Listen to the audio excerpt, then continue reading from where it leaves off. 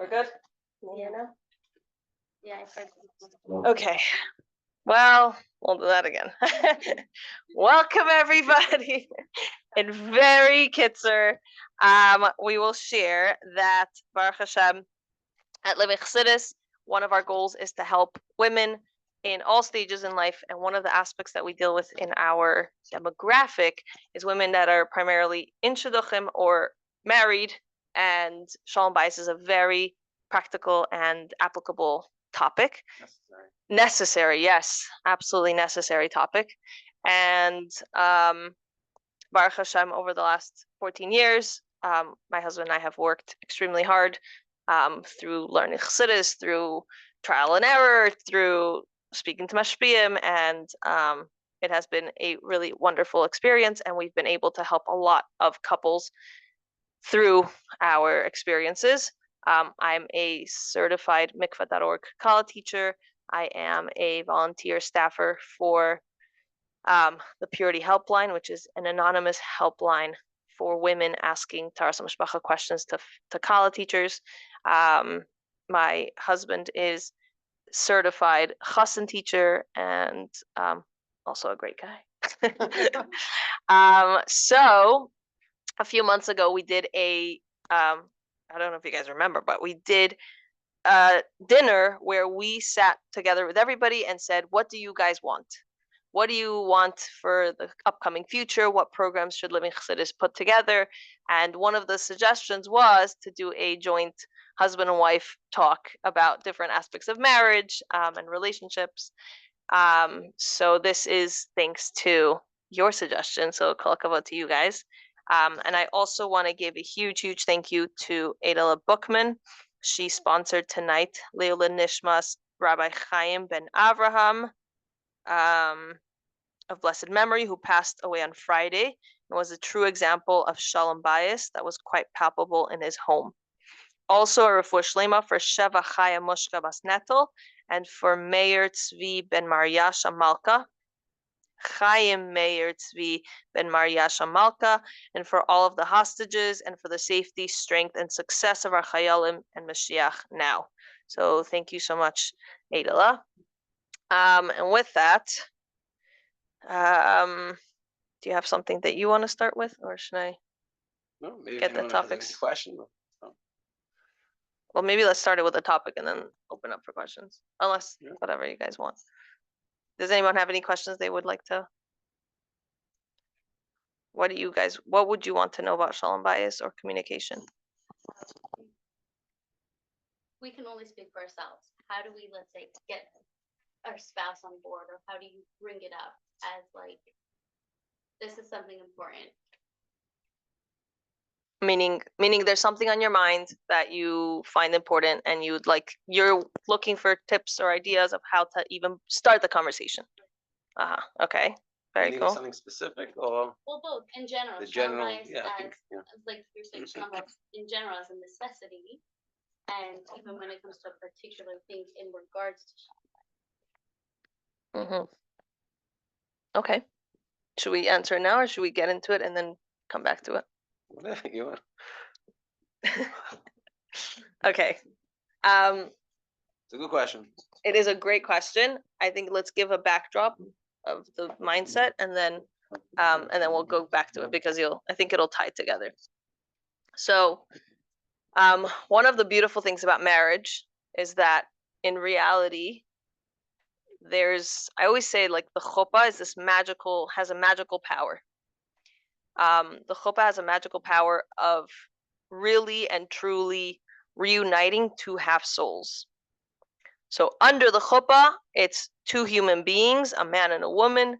And one of the reasons it says that the Kallah goes around the chosson 7 times is because back in the days where Yeshua traveled and was conquering Eretz Yisrael, Hashem told him to circle around a walled city 7 times, and suddenly the walls broke. So Chassidus explains that when we go around, we are making a we're breaking the differentiation between man and woman, and at that point, we are becoming one. That said, in practicality, we're still two human beings with very different desires or natures or opinions sometimes. And so the question is, how do we show, or how do we show this greater growth of our neshama becoming one into actual physical, palpable oneness? So the whole idea, the whole concept of Shalom Bayis is, or communication, is bringing that reality of our two half neshamas becoming one into actual practical life. So how do two human beings get to know each other? Essentially, is through speech. I don't know what you're thinking. I could see you smiling, I could see you grinning, I could see you crying, but I don't know what you're thinking until you share it with me, or until I make an opening that then you feel comfortable to share with me. So here, when we have that backdrop of what is the purpose of communication in Shalom Bayis, and the purpose is becoming one, then everything else kind of makes sense. I remember when we first got married, we were discussing that one of the things that it was very clear in our minds that we never wanted to end up being two separate beings under the same household. And sometimes it happens in marriage that life gets busy. We start, taking care of children and financial pieces, and it ends up becoming more of a transactional relationship, and we're just busy taking care of the day-to-day life that we tend to forget to reconnect in that deeper level. So this idea of not just allowing the two people to live simultaneously within the same roof, but really become one, is based on communication. It's based on speaking to each other. It's based on opening up. And that takes vulnerability and setting up a safe space for both of you to be able to share where you're feeling and how you're feeling and what's going on. Does that make sense? Do you want to take it and share something? The only thing I would add, well, first all, you said a lot. I'd say it's also meaning.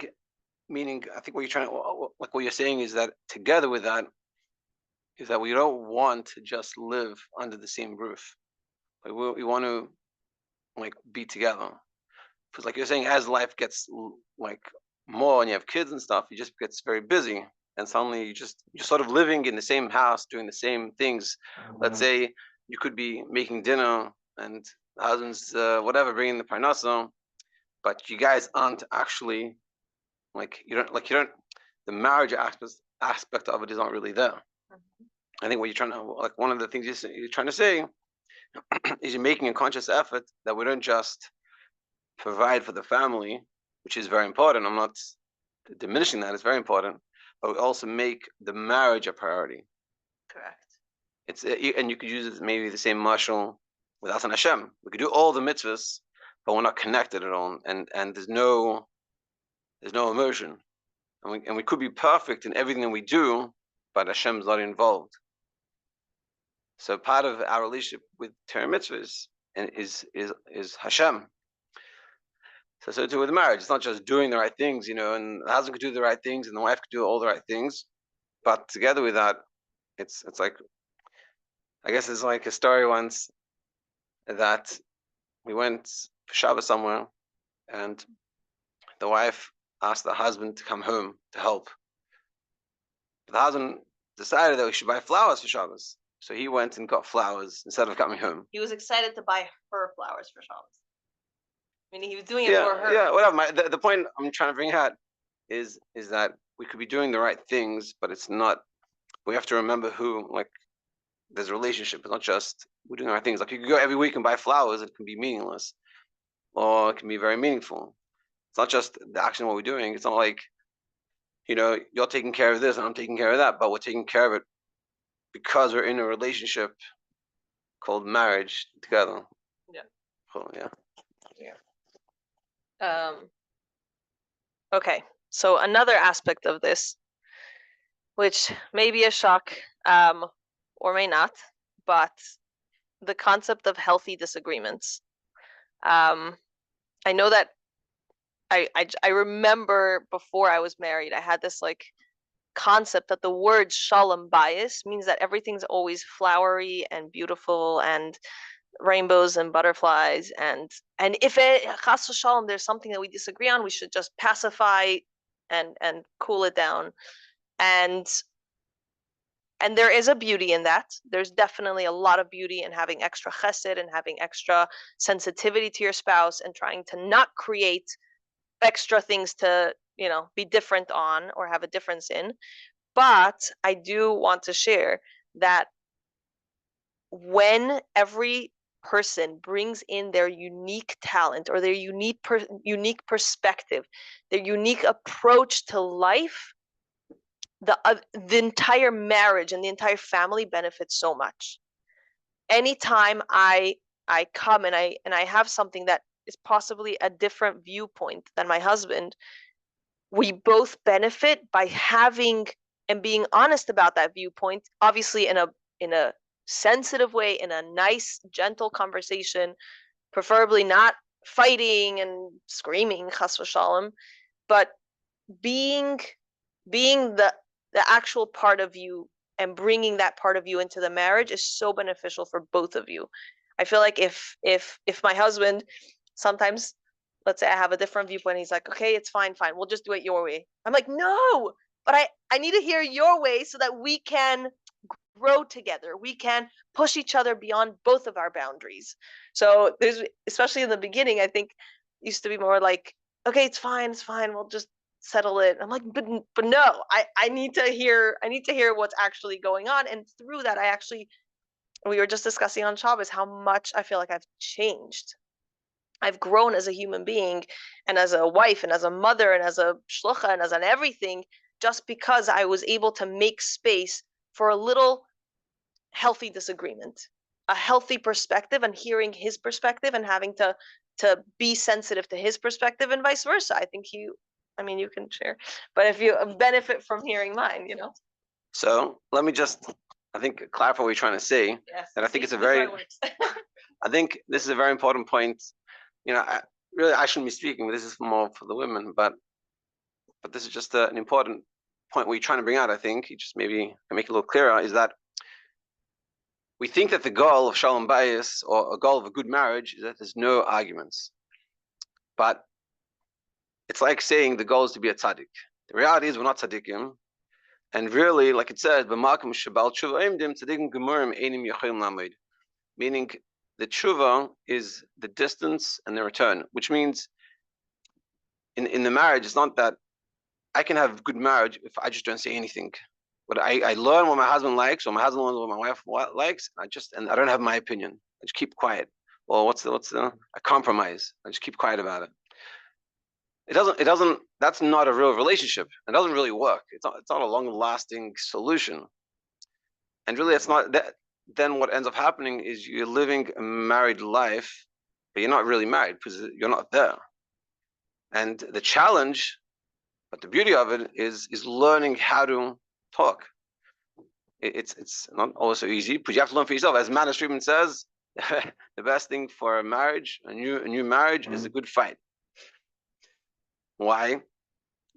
Because what he goes, this is how he explains it. But what happens?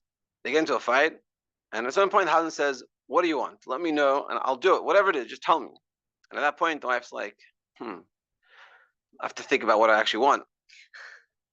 But the point is, what really is happening, you're going to a deeper level. The purpose of opening up, and like my wife was saying, you have to learn how to not be rough, and you have to be sensitive. But the idea is, to have a good marriage, you have to be totally there. Just like our relationship with Hashem, this is, coming to Yud Shvat, Bas Lagani is essentially that I have to have a relationship with Hashem. It has to be me. This is one of the biggest, I think, novelties of Chabad Chassidus, is really that Hashem wants a relationship with you. He doesn't want you just to do the right things, but he wants you. And so too in the marriage. Marriage is not just about doing the right things, and I can cook well, and I can be a good wife, or I can be a good husband, but it's about me bringing myself into it. So that takes learning how to, meaning you have to learn how to be able to bring yourself into the marriage. And so when you come and you sit there, and let's say your husband says something that's totally in disagreement with what you say, it's very difficult. You have to learn how to speak up about it. Of course, not in a rough way, in a sensitivity, but to say to yourself, I'm not going to talk about it because I'll be a good wife or I'll be a good husband.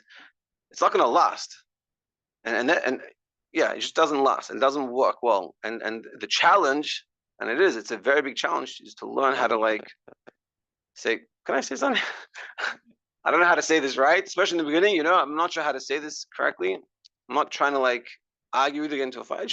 This is how I see things, and you learn. It takes, marriage takes time and practice, but it's very important. The thing that you're trying to say, and it is very important to really put yourself in there. And then ultimately, this is something that I thought about, and I said this once, and someone told me, he's like, "Yeah, what do you mean? It's different tachtonim."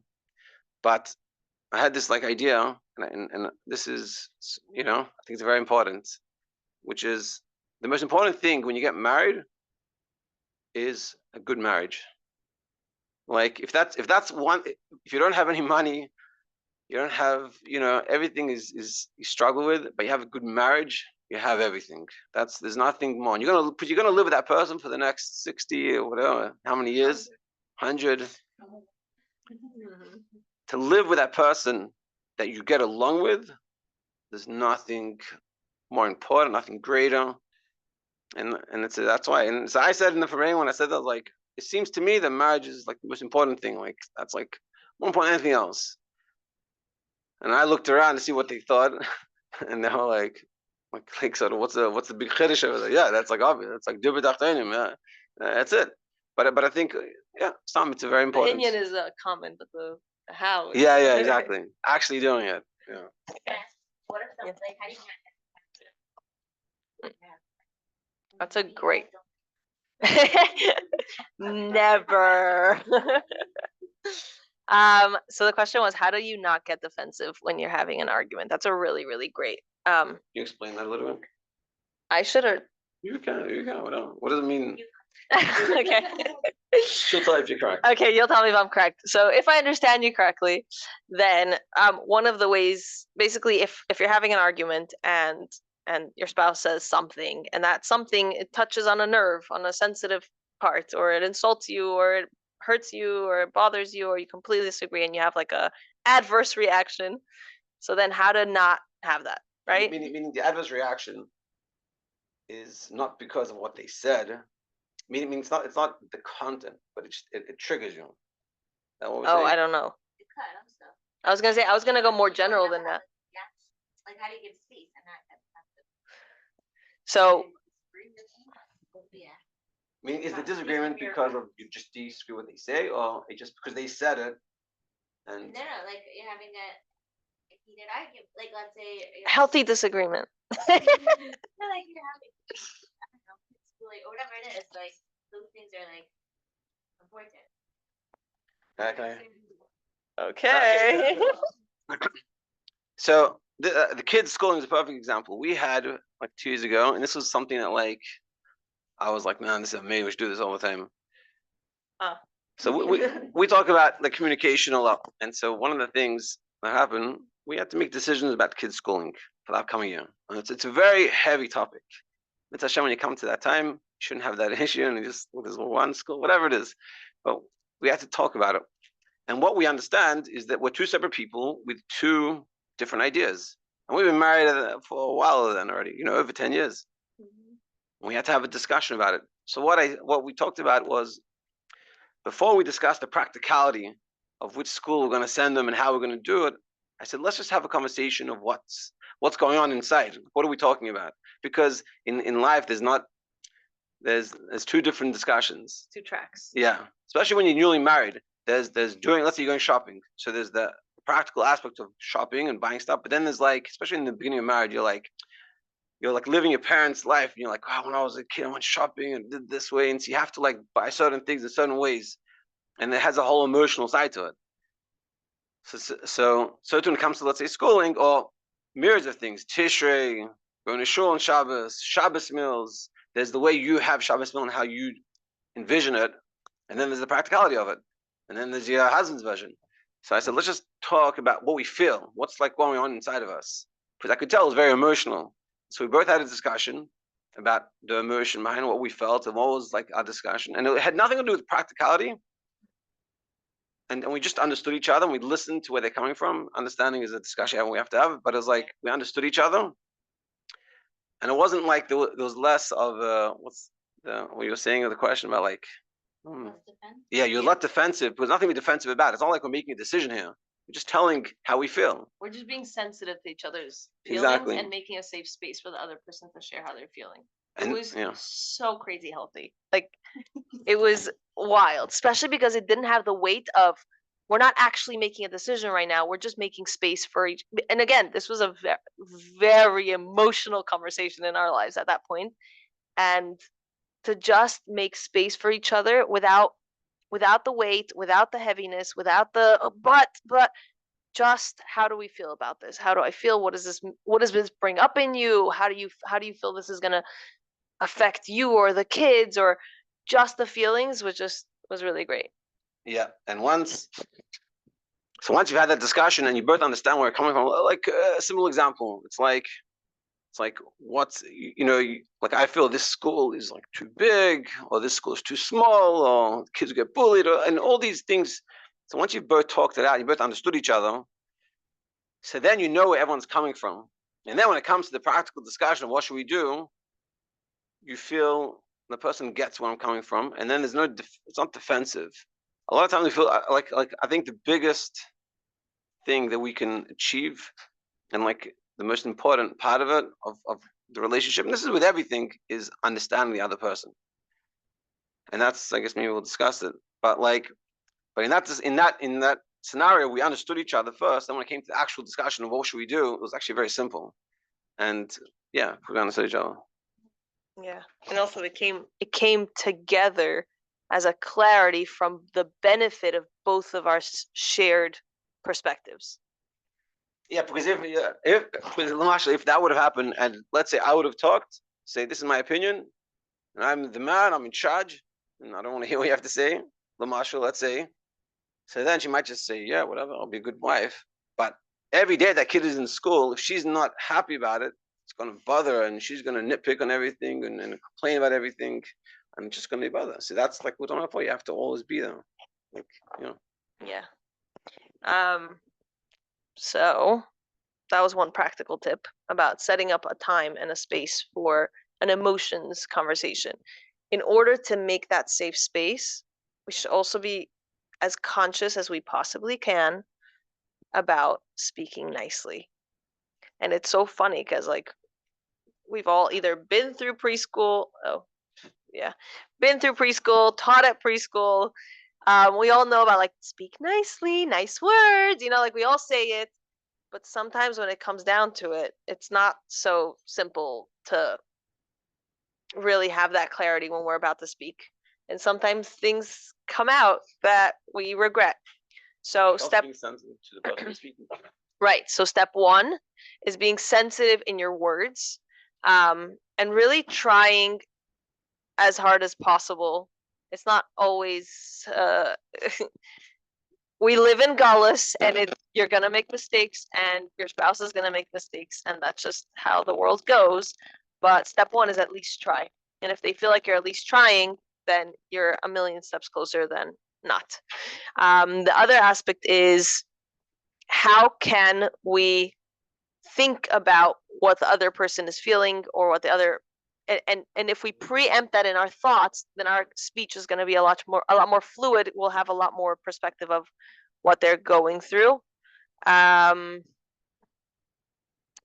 Okay, another tip, which it's a little off, but I will come back to it. But one of the great ways to set up these types of conversations is to sit together and look forward in the calendar. What's coming up in life? Whether it's Purim, whether it's Yud Shvat, whether it's Tishrei, whether it's a birthday, and really set the time to discuss each other's expectations for that. A lot of tit for tat and a lot of arguments and a lot of fights come up when we have either unspoken expectations, or we get surprised by our spouse's unspoken expectations. So let's say it's a birthday. I know it's less romantic, so to speak, to be like, I would really like this. But if you do that and you do it more often and more consistently, then he's going to start to understand how you really function and what you really like and how it goes. So he'll be able to really provide you with the things that you need in the way that you need them. Does that make sense? Yeah. With all these conversations, like it seems, how does it become like a fluid thing? Like some guys don't like to talk a lot or talk about feelings. Like how is it more of a like flexible kind of casual thing, not like uptight or like we gotta talk about this? Because like I feel like some people I know get intimidated by that. You don't want to hear feelings and discuss things. I feel like it's two. I feel like it's two questions. Okay, Yeah. so like, okay, it sounds like one thing you're saying about feeling, because the other thing you're also saying like, how to not make it all the time heavy. So to me, from what I understand from the other person, it like goes together. Like I don't want to talk about the feelings, and why is this such a like? Maybe they'll be more open to talking about it if it's not a like strict kind of like we have to. Oh, perm's coming. We have to talk about it.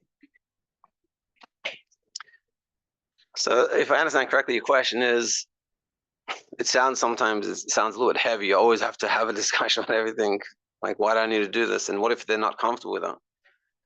So I don't know, maybe she'll have more of a PC answer, but I think in general, like life, the reason why we say this is because we went through it, and life is the test of it. Meaning we used to have this, I don't know if it still exists these days, but when you guys date, when we were dating, so everyone says, I want to marry someone Chassidus. Yeah, that word like annoys me, because what does that mean? It's such a random word, and for everyone it means something else. So the joke is, and we used to have this joke, is that when two Chassidus people are getting married, so the first Shabbos, the husband, and there's a lot of variations, and we've seen this, so it's not like I'm making this stuff up. But we'll do the PC version. So the husband gets up 6:30 in the morning, and he's ready to go out the door. Yeah, Shabbos. Yeah, exactly. He's like Shabbos. Exactly. There Exactly. we go. First example. Here we go. Yeah, and so as he's about to leave, his wife, and he doesn't want to disturb his wife, want to let her sleep a little bit. So as he's about to leave, she's like, "Where are you going?" So he's like, "Shabbos." So this is what's happening. A little background. When a man is getting married, normally, I don't know how it is nowadays, but like they talk, it's like you want to be Chassidus. You don't want to, like the worry is you get married and you stop being a Chassidus, you stop doing all the things you should do in yeshiva. Balabatish.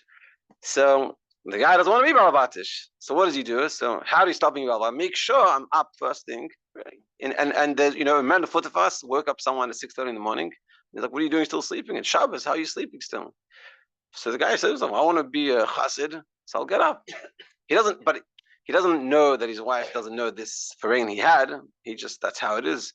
So he goes, he's like, I'm going to go to the mikveh. I'm going to go to Chassidus, and I'll daven, and I'll be good, and I'm not going to stay at the farain. I'll come home for 1:00. She looks at him like, this guy is like, what happened to my husband? Like, I'm lost. And so she goes, yeah. And like and so in her head, you're like, what's this guy like? How's he eating? And in his head, like, this is how it works. You go to the mikveh, you get a coffee and a piece of cake, and then you learn and you daven, and that's it. So as he's about to leave, and she's like, what happened? She's like, you're not going to sit down and have breakfast with me? And he doesn't know what to do with himself. Breakfast, like, and he didn't have it. I thought she was Chassidus. She's telling me to eat breakfast, Shabbos, a bacha. Shabbos morning never had anything but cake and coffee, maybe cereal. It was not like a proper breakfast. It doesn't exist. So what I'm saying is, it's like we don't have to have the discussion, but something's going to be weird over here, and he's not going to know what to do with himself, and he doesn't know what to speak. Especially in the beginning, you don't know. Like we're talking sort of hindsight 2020, so it all makes sense. And now you hear the stuff, like it makes sense. But when you're there, you don't realize this, and you're just confused. But what are you asking? And she's confused. Why is he going so early? Like I don't get it. The meal's only at 1:30. You're like, why is he 6:30? Like, so it could happen a few times, and somehow I figured out. But then if you get a little smarter, you're like, hey, one second. What does Shabbos mean to you? And also like she was saying with like the birthday. we're not saying take away the surprises, but if you have a vision of a birthday that your husband meant to do for you without him knowing, especially in the beginning, he doesn't know you, and maybe his version of a birthday is totally different. So if you don't have that discussion, or you say, so what's going to happen? You're going to be disappointed. And you're like, why don't you, like when I was a kid, my grandfather, Shalom, he came, it was like my mitzvah time, and he came, whatever, was from Brazil, and I was in Australia, and he came, and he comes to me, and he goes, make me a coffee. So I said to him, what do you want inside? Like milk, sugar? He's like, make me a coffee. So I was like, okay. So I went, and I put, some I made him a black coffee, coffee and water, and I gave back to him, and he looks at it, he sips it, and he's like, what is this? And the sugar and the milk. You didn't tell me what you wanted. How am I supposed to know? So too in this scenario, like if you don't have that conversation, a man's version of Judaism, Yiddishkeit, and Chassiduskeit, especially if you live in Karnais, is very different than a woman's. And that's why these discussions, you don't like, if it's uncomfortable, you just have to try. And when you get slammed, chas v'shalom, but it's nothing wrong. It's the man Hashem said, a good fight. And you're like, well, what's the problem? And she's like, I don't understand you. Like, why didn't you give me all these things for my birthday? He's like, how am I supposed to, like, that's not how I celebrate my birthday. And then you realize. And another story that's like this, and we talked about this back in the day of living Chassidus. One of the girls, she got married and she was going on a honeymoon. And so my wife told her, he's like, by the way, before you go, you guys should talk about what your expectations are. So she was like, okay, fine, sounds good. They're on the plane and they're going to their vacation, wherever it is. And she says, how do you see this vacation of ours, this honeymoon? So he's like, how do I see it? What do you mean? What the question? Like, it's a vacation. She's like, well, what does that mean for you? So he was like, for me, vacation, I don't know, like just you sleep in, eat breakfast in bed, and you just hang out and do nothing. So she was like, whoa, I'm so happy we had this discussion. He's like, what do you mean? Like, what's your version of vacation? For me, a vacation is I'm up 6:30, I'm touring the place, I see everything, I'm exhausted at the end of the day. That's a vacation for me. Now, Baruch Hashem, they talked, so one day they did her way, one day they did his way. But imagine if they didn't talk, what would happen? I could imagine. He's sleeping, she's up at 6:30, and she's wondering why this guy is not getting up. It's like vacation and you're still sleeping. And so many tour spots to hit. Yeah, so about 8:39, he wakes up a little bit and he sees her dressed after breakfast, like ready to go, giving him this like dirty look. And he's looking at it, he's like, what's going on? He's like, good morning, darling. She's like, wants to kill him. And he's like, what? And he doesn't understand why. And so the whole day should be pretty unhappy. And he has no clue why he's so, like, what happened? Why is someone happy? So that's why you have the discussion in the beginning. Yeah. After that, she said you saved our vacation. Okay, so just to jump ahead a little bit, I'm just checking the time. But one of the most important tools that we discuss and we learned in our life is the concept of taking an emotional pulse. I think you probably have seen me do this before. I actually do it with all my Kallahs. I'm like, what's your emotional pulse? So this applies to every aspect, whether it's roommates, friends, coworkers. Sometimes we come into a situation and our emotional pulse and the current situation don't match up whatsoever. I was recently, it was like right before my kids came home, and usually I try to like put my phone to the side, away, hide it in the cupboard. And right before that time period, I got some not settling news. And I just remember my daughter coming home and she was so excited to see me. And I was just so snappy. And it had nothing to do with her. I was just processing the information that was heavy for me that I'd heard right before. So taking that emotional pulse sometimes helps you realize that the fight that just happened or that seems like it's about to happen has nothing to do with your spouse. It has a lot to do with what you're dealing with. And sometimes when you can enter the environment and say, oh, 1 second, this doesn't, I'm not feeling settled. The other one is hungry, angry, tired, or lonely, right? Those are the famous ones nowadays. If you're feeling any of these things, just have that awareness. Take your emotional pulse and see it. How can I either be aware of this and try and settle myself, or how can I let my spouse know, by the way, I'm kind of cranky. Nothing to do with you. I'm gonna take, I'm gonna take care of myself, or I really need to make myself some food, or whatever it is. But once you're aware of where you're holding, then the upcoming conversation or the upcoming event will be not as eventful, hopefully. Do you have something you want to add on this? No, I guess you just meaning. I think what you're trying to say is that this is something you learn. Like the difference, I think, between getting married or being married and being single is being single in many ways. You have your own space.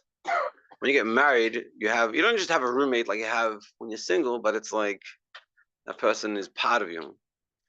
So what you do makes a very big difference. And so if you're in a bad mood with a roommate, you just stay quiet and you just do whatever you want to do by yourself, and it's your freedom to do that. But at home, when you're married, you can't just ignore your spouse. So then what ends up happening is you have interactions, but if you're not in that good place, so those interactions don't work so well.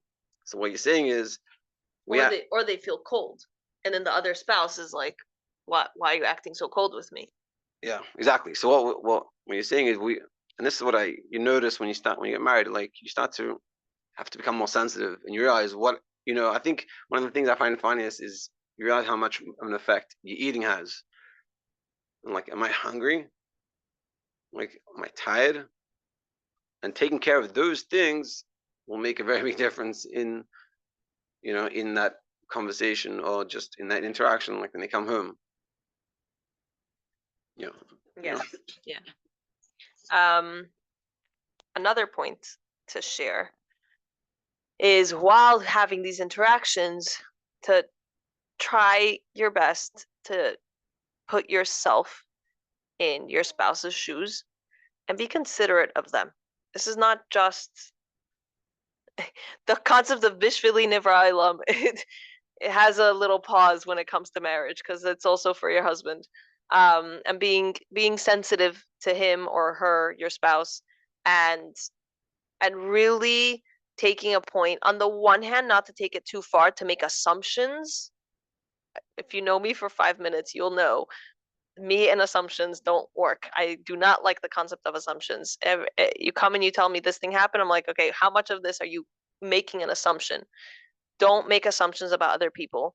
You're probably going to be wrong and then regret it. So on the one hand, don't make assumptions about extra sensitivities on his behalf or her behalf that you don't have or that they don't have. But on the other hand, really try to be considerate and make a safe space. Because if they come and they share their perspective and you shut them down, attack,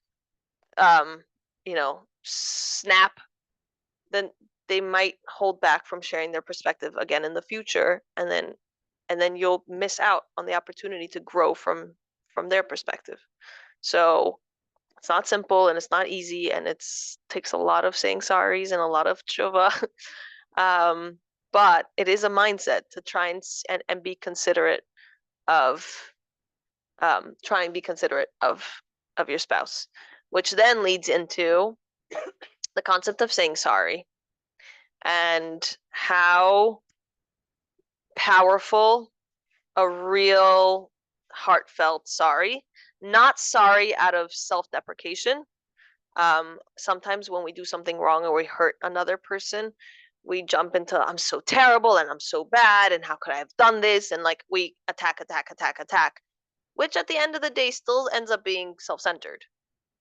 A real sorry, a real apology comes out of the other person centered, and understanding what the other person, how that person was hurt, and whether you're right, he's wrong, she's wrong, whoever's wrong, doesn't really matter at this stage.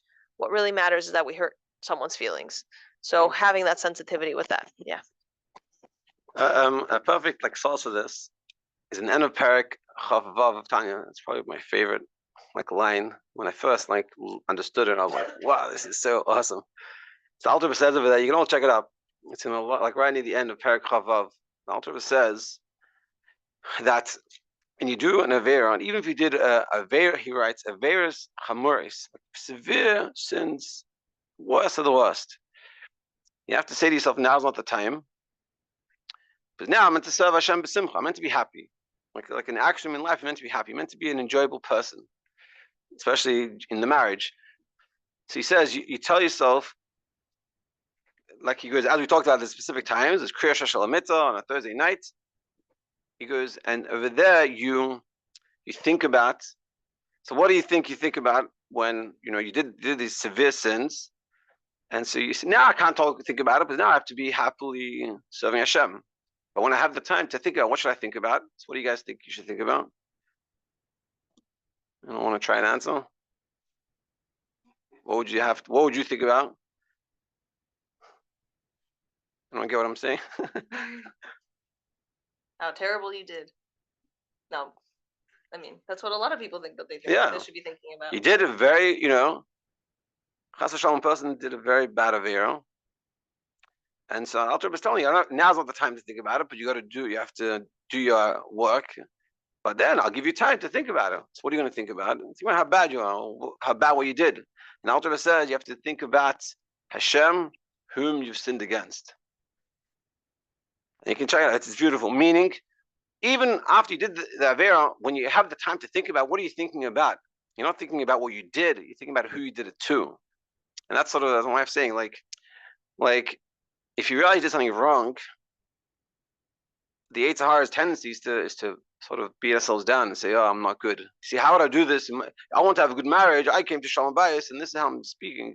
That doesn't help anyone. For sure, not you, and for sure, not your spouse. To help your spouse, you have to think about how your actions affected them. You say, "I'm sorry that I hurt you. What I said hurt you," and like she's saying, it's a very big difference. That's real tshuva. Yeah, I think that's And Michal, also like you were talking about before about speaking, one of the things I took on, I don't know where I got it from, but like I'm very happy I did it, and I think it's important. Like axiom, it's also now you're in the stage of like dating and stuff. You want to try to shape to yourself what's important to me in my marriage that I should like hold. And one of the things I said I never want to say anything that I regret. I have to like I regret saying, I feel bad saying. And I think for the most part, I've been good. Yeah, on the other hand. But just like these things are very important. Like our words make a very big difference for ourselves, how we speak to ourselves, but also for our spouse. And so just being careful the way we speak, and realizing that this person that I'm with and I'm married to is like everything. And also I think, I don't know if it's here, but like something that like I thought about is that, in the beginning of marriage, especially when you're dating and you get engaged and you're like, man, we are so alike. It's amazing. Like, never met someone so alike. And then a few months in, suddenly you're like, I don't know how I even thought I was ever alike. I don't see anything the same. We're so different, so weird. And then you come to realize, like, it's different levels of unpacking. But the core basis is still like. Yeah. And I think the most important thing is, and part of like we learn Chassidus, like bittul, is it's very important that we don't look for all the faults in our partner, because if we want to be honest, and this is the reason why you shouldn't do it, but if you want to be honest, if you're looking at the fault in your partner, you have to also look at the fault in yourself. But the problem is, by ourselves, we're biased, so we think we're very good, and I think that having that attitude, being able to recognize that as much as everyone has faults, my partner also has faults, but I also have plenty of faults. And when you come that way, you're much more excusing and forgiving, and also you realize that you're able to see more of the good in your spouse versus not. Yeah, what you're focused on. Yeah. Okay, so I'm aware of the time. Are you guys up for a couple more, or should we? Yeah, everyone okay? Okay. Don't have any questions? Yeah, anyone have any questions or thoughts so far? What are people? I guess maybe a question I have. What are people most worried about? Well, just one thing. Can I just say, I was. Yeah. Still a question of like, how would you not get offended? I was thinking like, if it's viewed as something that's not personal, but it's just like a conversation that we're having, and you're not attacking me, then already you could choose to have that perspective, and then you don't need to absorb whatever they're saying as like a personal attack. Oh, so true. That is so good. I also realized I forgot to mention it. Thank you. 2 thumbs up. I realized that when like during our first year, when we were like trying to settle these types of conversations and how to do it right, and we made a conscious decision that in our marriage, it's not going to be my way or your way. We are going to share each other's perspectives, and we're going to find a joint way. And that shifted the way the conversation went. It wasn't, I'm trying to prove my way because this is the right way. And exactly. It was what is the Torah's way? What is our joint?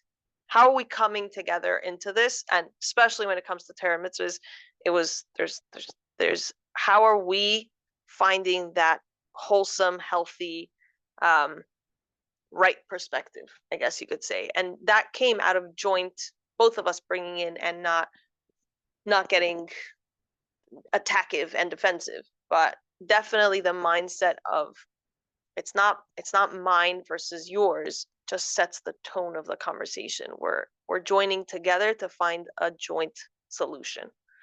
That really helped. Like, I don't know, like not it's like an example. I don't know, like that we did discuss it and still you're not like you can understand it, but you still. But I don't know, like that you're not getting to that point in certain scenarios of finding that cohesiveness. That you're hearing the other person and they're hearing you and you want to make it work, but it's like there's still something not settling. That's a really great, for me, but for me, when I feel that way, I find 2 solutions. One is it tells me that I don't feel like I'm fully understood. And having a conversation, which is the next section I was going to go into, but like having a conversation where I really feel like he understands me. And number 2 is that it probably means I don't fully understand him either. If I still have a chip on my shoulder, it's because I feel like that chip hasn't been like acknowledged, and I feel like it's possible I haven't fully understood his perspective. What if it's not a chip? Like you say, would there be times that you decide to make a decision that you're not like chip on your shoulder that you're upset about, but you're like, I wish it was this way, but like I understand where we're going this way. Like meaning like a little bit sad and that like this is not sad again, like in that overall meaning like whatever, like this is the way I have to go. So like I don't know. So unless you have, I was gonna give a shot, but if you, I think there's a fine line, hard to tell, but it's a fine. Oh, okay. Our kids are wondering where we are. I think there's a fine line between joining. Is everything okay? Between joining together and having a little bit of disappointment that it didn't go fully your perspective. At the same time, if it's weighing heavily emotionally and it's like a constant, like a pebble on your shoe feeling, then I would definitely go and do this whole feeling understood and understanding, and that should be able to ease that, because if You don't have to feel like it's static. Like I'm saying, Exactly, You don't so- have to get to the point where like, oh my gosh, I'm so grateful this is the decision. Like Correct. Guys isn't like necessarily like I'm ecstatic every decision decided. Right, 100%. Well, yeah, we're not robots. We're not robots. It's not like, oh my gosh, A equals B, and we decided that it's gonna be C and whatever, and therefore I'm like that's not what we're expecting. But if, and this is why we really don't like the word compromise, because compromise means you're both coming out unhappy. You both come out with a chip on your shoulder. You both come out with some pebble in your shoe.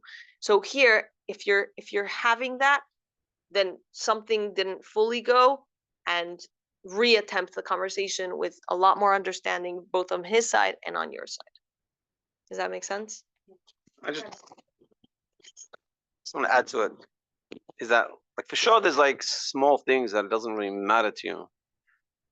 But when it comes to something that's very big, so you have to like, it's like what she's saying, like you gotta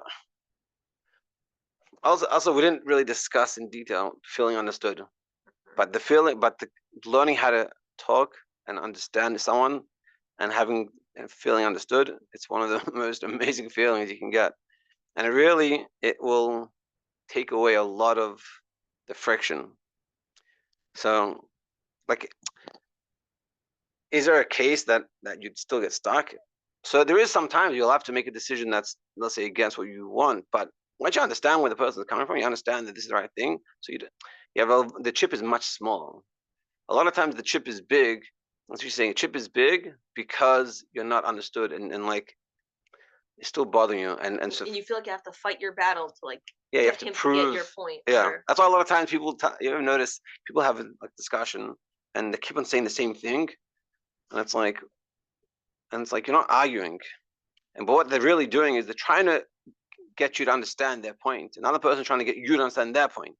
If they both stopped and A would say to B, "Let me understand you," and then B would understand A, then they would stop talking. But they keep on going because they're trying to. And a lot of times in relationships or marriage, it's the same thing. You're saying something, and the other person is saying something else, and it's like you're not actually saying. It's not even disagreeing, or you're just like talking about two different things. But what's really happening is you're just trying to feel understood. And Michal in in the therapy world, they talk about a lot that the most you can do more than anything else is just make the person feel understood. And if you think about it, a simple example you notice if you read the Rebbe's letters, a lot of the time, most of the time when the Rebbe answers a letter, the Rebbe will start by saying, in reply to your letter that you wrote about such and such, this is my answer. And I think what he's doing is he's setting up the stage for you to understand. I understand what your question was, and based off if I understood correctly, this is the answer. And it's one idea to understand each other and to like come from that. Well, Sometimes validating is okay. How about we do a quick crash course on this whole understanding concept. So the idea of understanding each other is to make, number one, make a safe and vulnerable space for both of you to have a turn at sharing your perspective. I think just like more like before that is like because we're saying some things, we're saying the same thing, we're meaning different things, or we're talking about schooling, or talking about big Chassidus, but on time shopping. What we mean when we say that, you have a whole life of meaning behind it that's very different. So if you don't have the discussion and you don't understand each other, you're in conflict, because we say I'm going on time. For one person, it means you're there 20 minutes early, and the other person means you're there 5 hours late. So if you say we're going on time, and then the person that's 20 minutes early is waiting, the other person hasn't even started thinking about it, there's going to be conflict. So to move past the conflict is learning how to communicate and understand each other. Yeah, 100%. Agreed. So number one, the most incredible and life-changing feelings is when you feel like someone truly understood you. I don't know if you've had this, but like you have like a DMC with a really close friend and you share something deep and you feel like she got it and she has that sensitivity to see you where you are, how you're holding, that feels so healthy. It feels so safe and wonderful.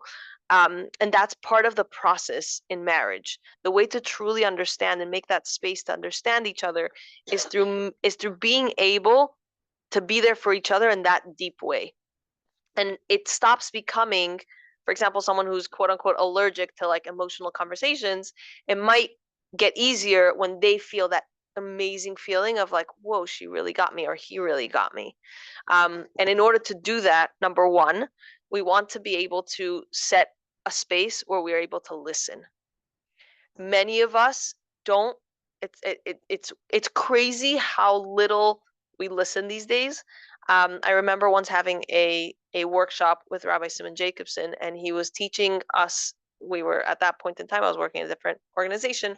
I was on customer service type of work, and he was teaching us that in order to really truly capture every word that the Rebbe said, he had to completely clear his mind of his own thoughts and just practice intaking. So many times somebody's saying something, and what we're doing, we're fact checking, we're motion checking. How do I feel about what she just said? Do I like it? Do I agree? Do I see an example? Do I not? And that at that point, we're heading in our own conversation in our own heads, and we stop paying attention to what she said. And one of the main things that actually is a beautiful story, that at one point, right, Jacobson was so excited about something that the Rebbe said. He was like, wow, that's such a beautiful Chiddush in Chassidus. And the Rebbe stopped and waited, and then looked at him, and he like continued on, like, okay, yeah, clear mind, don't have my own, like, I don't jump on my own perspective. So here, it's the same thing. Don't make assumptions about what he's about to say, or just clear your mind. Take the emotion, your personal emotion, out for a minute, and just be present to where whatever that your spouse is sharing. Just add up, because also what they're saying a lot of times affects you. So you start automatically listening, like you're not listening to hear what they're saying, you're listening to figure out how to respond to this, and now like to argue or why that's wrong. I mean, therefore you're not really listening to what they're saying. Yeah. And then that, which brings up the next point, which is many times when somebody's saying something, we're arguing in our heads. Nuh-uh, it can't be. What do you mean? He doesn't get it, or she doesn't get it, or Machshane, calm down, relax. At this point, give space to listen to your spouse. Now, the flip side of the coin on this is that the spouse has to not speak for 20 hours. Give a 1 minute point, whatever you're going through, whatever you're feeling, share that for 1 minute, and then let the spouse do the next step. Because if it's going and going and going, that ability to just listen and not be pent up and ready to like jump back and get defensive or whatever, it's much harder. So if you do 1 minute spurts or 2 minutes, as you get better at it, like when we do it, it's natural. It's not like, hey, let's do this talking conversation thing. Right. In the beginning, it's a practice, but now But when we do it, like there'll be a point where you realize you lose the train of thought. So you're like, one second. I don't like, it's too far. Well, this is what I got. And then they'll know what to pick up and continue. Yes. The next piece is that the process goes like this. The person shares, for example, I really have a hard time that the heating in the apartment is so hot and it's just suffocating for me. And then the person would then share. Yeah, so the right way to state it. So yeah, using this example. So let's say you live in a New York apartment and the heating is going on, and the heating is too hot or too cold. And so let's say my wife tells me the heating, so she complains about the heating. So if I'm listening properly, I'll say, if I understood you correctly, you're complaining that the heating is too hot when it should be less hot, and too cold when it should be hotter, and things like this. Mm-hmm. And I say, yes, that's exactly what I mean. So if you got it right, and first of all, the person, you'll feel it. It's like, I don't know how to get people to do it, but you'll feel it. It's a clear feeling, like, wow, this is good. And also, you'll have nothing else to say. You're like, yeah, exactly. And when I speak to friends and I do this, I can tell I did a good enough job is when they don't add. If they say, yeah, and they continue talking, that means you didn't really get it. And it's not a bad thing. It just means you didn't fully understand. Yeah, there's more. It's either they have more to add, or you didn't get it. And so you keep on, and you just listen, and then but once they understood, it really feels very validating. Yeah. And then let's say the flip side of it is that, let's say for the other person, which is funny because in reality I flipped it here because I'm usually the one that's cold. The other person would then say his perspective, which is, I really wish that we wouldn't open the windows as much because it's very, okay, I'll flip it again. But for me, for example, there's like, since it's undershirt, there's a million layers, suits and jackets and whatever. So the apartment the difference in temperature can be a lot more stark for me. Yeah. Meaning we could do it the wrong way. It would be, I'm complaining it's too hot, and she's complaining it's too cold. So I'll say, it's so hot in here. She's like, what do you mean so hot? It's so cold in here. So then we could just argue, and we'll go back and forth about how I'm trying to prove to you that it's too hot. You're trying to prove it's too cold. That the understanding way is but you have to understand, it's hard a little bit because I'm here sitting there schwitzing away, and I have to put that feeling aside and look at her perspective. It's okay. Now I'm taking myself out of my shoes. It's like the mitzvah level that he'd have to change. Like throughout the night of Chassidus, he changed his clothing so many times. He schwitzed through. So they asked him what happened. He goes, because every time someone comes in, I have to undress myself and go into that person's shoes and get dressed in his clothing, and then I have to hear him, and then I have to undress again and go back into my clothes as Rebbe and give him an answer. And it's very tiring going back and forth doing this. But essentially what he's saying is, like, I see the world from Rebbe perspective, and I need to go to the world of the Chassid perspective. And he's totally, and I guess it's for him it's very difficult because he's on such a high level, and Chassid issues on different level, but it's that process. So too with us. So here I'm schwitzing, and I have to come and see how it feels for someone to be cold, which logically in my head it doesn't make any sense. But you have to make that space. Yeah. And then what I do, and I say, hey, I get it. So for you feel very cold because it's the heating is not going on hot enough, long enough. Yeah. Can I ask something? Yeah. Yeah. I don't know the name, whatever. But she was saying there's something you're never going to agree on. Like that could be something you're never going to agree on. Yeah. Oh, it's very good. It's a good point. She was asking for the people that she's asking, but you're never going to agree on certain things, and it's true. But we're not trying to agree. I'm not trying to prove to her. You need to come to like some kind of. Okay, so when it's your place, you come to an agreement. But I'm not trying to agree. I'm not trying to prove her that she's hot. I'm just trying to make her understand that as much as you think it's cold, for me it's hot. And can I also add there, even if, for example, this example we just gave is an understanding, but let's say it is your home and you do have to choose the temperature. The agreement comes as a joint agreement based on the sensitivities of both of you. So, for example, let's say for certain hours we will, and again, this is, I can give you the outcome. The outcome is not the point. The point is both of you joining together to make that decision together based on both of your sensitivities. So your creativity just doubled. It's not just your own creativity, but it's both of you working together to find the creative solution that will hopefully benefit everybody. And I think also in that case, that let's say you can't, it's just going to be sometimes too hot or too cold, but you're not doing it begrudgingly. You're doing it because you understand that your spouse you love is really cold, and it's not so bad for me if I'm a little hot. No, yeah. So what I'm adding is that it doesn't bother you as much. Mm-hmm. If someone comes and does something that's annoying, you get married and your spouse will do things that just like bothers you.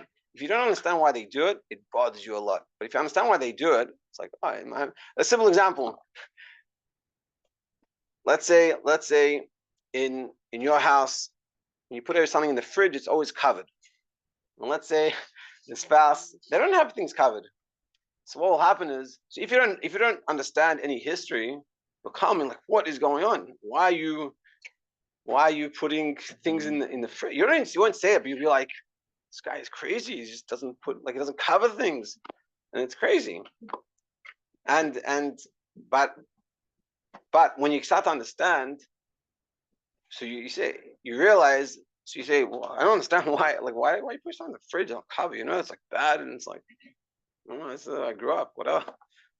So you have a discussion, you understand each other, and say, okay, fine, whatever, so I'll cover.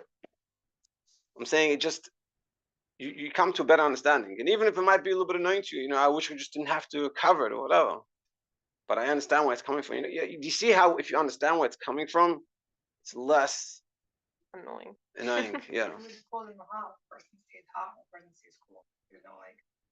Well, no, not necessarily. Correct. There's still hot, but they're not resentful. correct. You no longer have the resentment, but it's also the aspect of you came up with a solution together. Like for example, there's times like not talking about ourselves or anything, but there's times where the window, for example, in the morning, okay, when maybe I get out of bed, it's much harder for me to be level temperatured or whatever. So I'd really rather if the window's not open. So I hang out in places where the window's not open, and my husband hangs out in places where the window is open. And then later on, as I put on more layers or another sweater or whatever, so then I don't mind so much being in those areas. But in the beginning of the day, if my apartment is cold, I'm very unhappy. So we came up. We didn't even I don't think we even discussed it in like a clear way, but like we just came up with solutions to be sensitive because we're sensitive to each other and we understand each other. We came up with solutions to help. I think also in general, like you're saying, besides the morning, it's also like there's more important things. That's like, okay, you can figure it out. But I'm saying these types of things is what gives us the practice. So we've used up our muscle of how to have these conversations. That when bigger things come up, you already have the tools how to handle them. Yeah. What about like some things like they are personal, like if you're gonna bring it up, it's gonna be, let's say, insulting or like because let's say something about their personality or something they can't change. So like. Very good question. So the question, if I understood you correctly, is that what if the thing that needs to be brought up or the thing that's bothering us, what if it's something about the person, and what if it's something that we don't think can really be changed? So then it's pretty hard to have that conversation. I think also just it's even simpler. It's what if the discussion you want to have is about the other person. That's like they're the problem. How do you bring it up without being explain? But it's not about you. I feel threatened, or I feel little, or I feel uncomfortable when this is But if they're not ready to hear that, they don't care. They get defensive. They get defensive, they're like, they still hurt. So it's a little okay. So this one it's definitely a tough question, especially because it's a general question. So I don't know if there's like a klal. All these types of conversations should be dealt in X way, but I do think that starting by sharing your perspective with the I, as somebody was saying earlier, it's probably a good idea. I think also if it really is about the other person, I would start by thinking about ourselves, kind of like sometimes we blame the other person for something that really is, in our own pocket, so to speak. So I would start with that aspect personally. And then I bring up the topic in a sensitive and loving manner. Like this could be a very sensitive topic, and I want to say this with the most amount of love, and I want to be supportive, and I want to discuss this piece. I wanted to see if there's anything we could do together, because this is, hurting my feelings, or it's really hard for me when XYZ or whatever. It's much easier if it's like a specific, scenario, and then we can troubleshoot how the person would react and how to handle it, whatever. But That's the general gist. I think the main points you bring out is, on one hand, you shouldn't not talk about it. Yeah, on one hand, you should not talk about it. On the other hand, it's sensitivity. Thinking about how to bring it up, maybe, smaller conversations about like sort of side things that sort of lead to, and like also what we're talking about, the more you do it, the easier it becomes, and the more you know how to do it, and the more the other person is more understanding. My wife would come and tell me that I have an issue that I need to work on. It wouldn't be a big deal for me. Of course, she said it in a nice way, but like, because part of the hardness of that discussion is, are we safe? Do we feel comfortable? Like, it's not just you're comfortable to share, that person comfortable to be vulnerable. Like the reality is, my wife knows me better than my family does. And just because I learn myself more, and I learn it with her, and like we discuss things, and I feel very comfortable to be vulnerable, not in like a bad way, but like to learn who I am with her. She helps me understand, and we're there together. So therefore, if I see something wrong, she would be able to tell me in a nice way, because I know she cares about me, because she's heard things and she's still around, So it Which takes. is, by the way, a very valid point. That creating that safe space of like, quote unquote, unconditional love. Like, I'm here for you, and we're gonna do this together, and I'm making it safe for you to share because I'm not gonna run away and.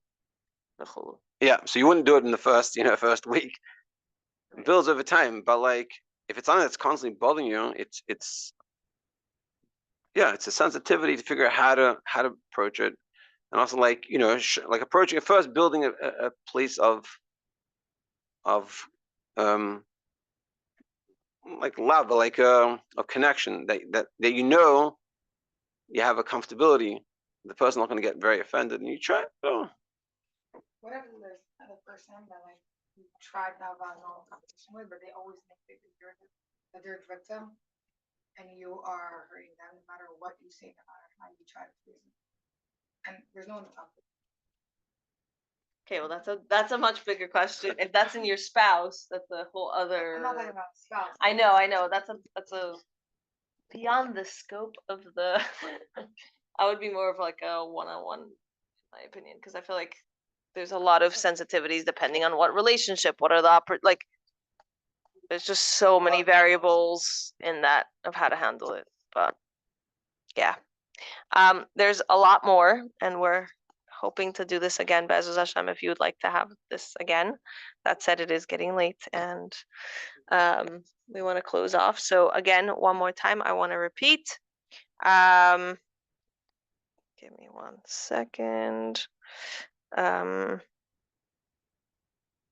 I want to give a very, very special thank you. I said this in the beginning, but a very special thank you to Adela Buckman for sponsoring tonight's event. Lili Nishmas, Rabbi Chaim Ben Avram Eliezer of blessed memory, who passed away on Friday, was a true example of Shalom Bayis that was quite palpable in his home. And also Refuah Shlema for Sheva Chaya Moshka Bas Netel, and I think you guys said they added Chaim, right? Chaim Meir Tzvi Ben Mariasha Malka, and for all of the hostages, and for the safety, strength, and success of our Chayalim and Mashiach now. Chaim, thank you so much. Hashem should bench all of you with finding your zivug, and if you've already found him, you should have incredible Shalom Bayis. It should be easy, smooth, and enjoyable. Chaim. My pleasure. If you guys don't mind, we have a tradition at Living Chassidus. We will do a selfie with both speakers. Then we're gonna. That's the best corner.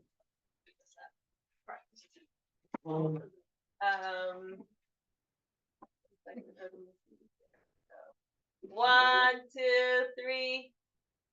Oh, sorry. There we go. 1, 2, 3. Great. Thank you. Thank you, everybody. Thank you for coming. Any questions online?